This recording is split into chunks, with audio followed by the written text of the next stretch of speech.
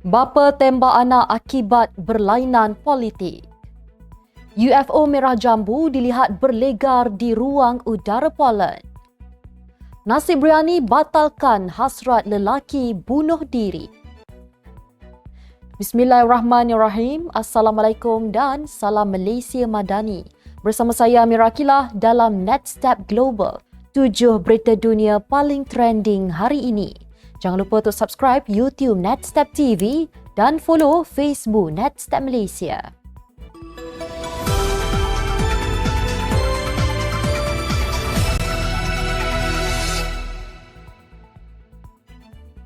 Presiden Filipina Ferdinand Marcos Jr. berkata beliau tidak menyokong kemerdekaan Taiwan dan mengulangi negaranya komited kepada dasar satu China.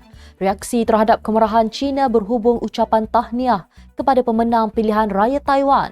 Dalam temu bual bersama GMA News TV yang disiarkan semalam, Marcos berkata ucapan tahniah kepada Lai Ching-te awal bulan ini yang mana beliau merujuknya sebagai presiden adalah ihsan biasa, tetapi mesej tahniah itu telah ditegur oleh China.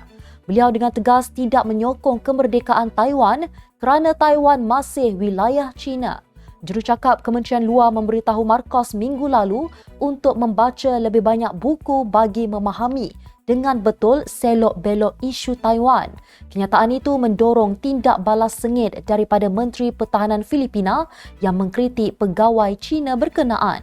Marcos dalam temu bual itu menambah beliau mengharapkan keamanan dan tidak mahu konflik berlaku di rantau ini.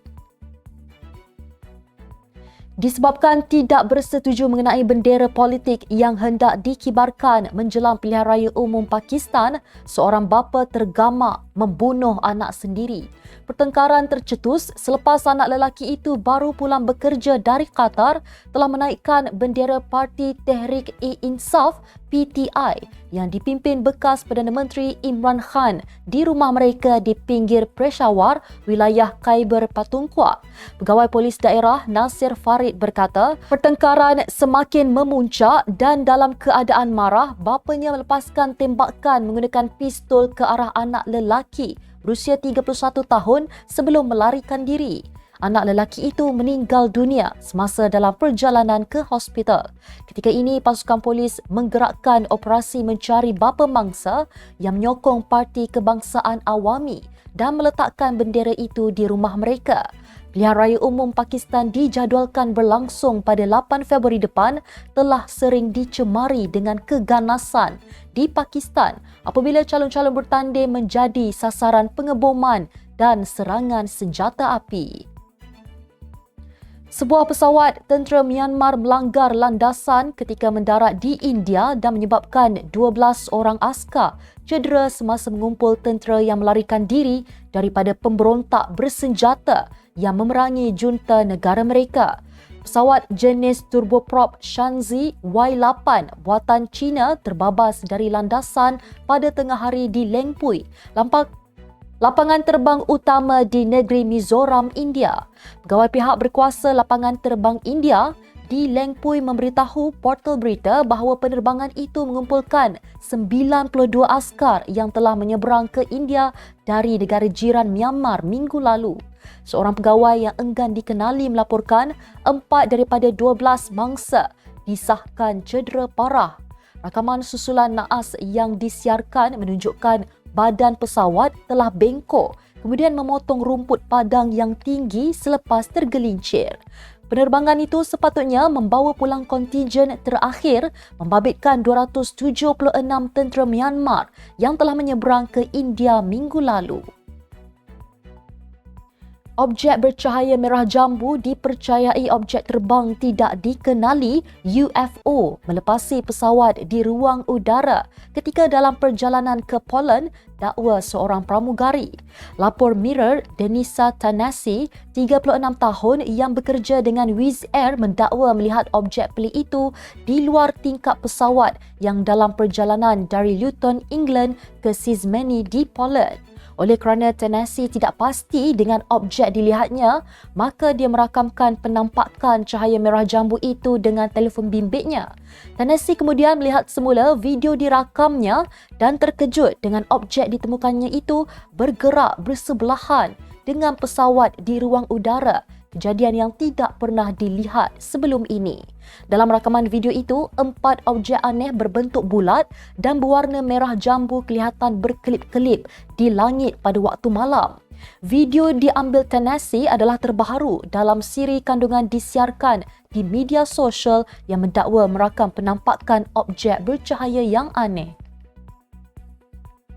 Tentera Laut Colombia berjaya merampas sebuah kapal selam yang membawa hampir 800 kilogram kokain termasuk bungkusan yang dicop dengan simbol kalajengking.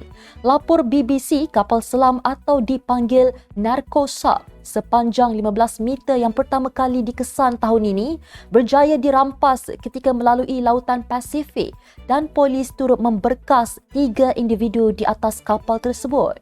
Tentera laut menganggarkan tangkapan itu bernilai 27 juta American dollar ataupun 99.36 juta ringgit dan memaklumkan kapal selam tersebut dipercayai dalam perjalanan ke Amerika Syarikat atau Eropah. Jurucakap Tentera Laut berkata, di atas kapal itu terdapat bungkusan kokain hidroklorida, kebanyakannya dicop dengan imej kalajengking atau dilabel Winnie dan Canal. Dadah dan suspek dibawa ke Buenaventura, sebuah bandar pelabuhan Colombia. Melalui rampasan ini, kemasukan jutaan dolar Amerika Syarikat kepada pertubuhan pengedaran dadah berjaya dihalang.